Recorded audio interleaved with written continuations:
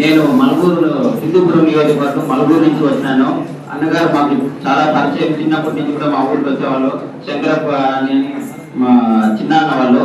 So మాకు చాలా సుపరిచితులు కూడా. అదేవిధంగా ఇక్కడ నేను చెప్పదలుచుకున్నది ఏమంటే, సింపుల్ గా మన వాల్మీకి బంధువులందరూ కూడా ఐక్యమత్యంతో ఉండాలి. అదేవిధంగా మన పేరుని చాటాలి. ఎలా అంటే, సపోజ్ నా పేరు నరేష్ అనుకోండి, వాల్మీకి నరేష్ అనో, నరేష్ వాల్మీకి అనో, ఆ విధంగా ప్రతి ఒక్కరు కూడా దీన్ని తెలియజేయాల్సిందిగా చెప్పుకుంటున్నాను. ఎందుకు అంటే, మీరు ఎక్కడైనా చూడండి, నేను ఏది అని తప్పు పట్టట్లేదు. ప్రతి ఒక్కరికి కూడా గుర్తింపు ఉంది. నరసింహారెడ్డి అని ఉంటుంది, మహమ్మద్ ఖాన్ అని ఉంటుంది, అదేవిధంగా గౌడ్ అని ఉంటుంది. కానీ మన వాల్మీకులు మాత్రమే ఈ విధంగా చెప్పుకోకపోవడంతో ఎంతో మంది వాల్మీకులు ఉన్నాము మన డిస్టిక్ లో కానీ కర్నూలులో కానీ మన గుర్తింపు అనేది లేకపోతుంది, మనకి ఎవరనేది తెలియలేకపోతుంది. అందుకే ప్రతి ఒక్కరు కూడా వాల్మీకి అనేది మీ పేరు ముందు కానీ వెనుకలు కానీ యాడ్ చేయండి. సర్టిఫికేట్ లో లేకపోయినా పర్వాలేదు, మన తర్వాత వచ్చే పిల్లలకైనా యాడ్ చేయండి.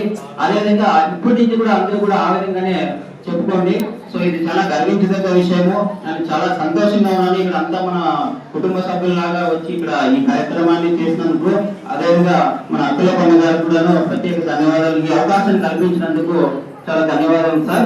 Thank you sir. నేను స్కూల్ ఆఫ్ స్టేట్ బయాలజీ రోడ్ల మండలంలో ఎంరాయపురంలో ప్రజెంట్ వర్క్ చేస్తున్నాను. ఎంతో ఒడిదుడుకులతో కష్టపడి మనమంతా కూడా ఈ జాబ్ సాధించడం అనేది, ఈ కాంపిటీషన్ లో సాధించడం అనేది నిజంగా ఒక గొప్ప విషయము.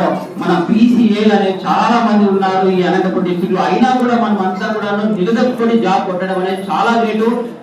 మీరే ఒకసారి అభినందించుకొని thank you sir. Thank you so much.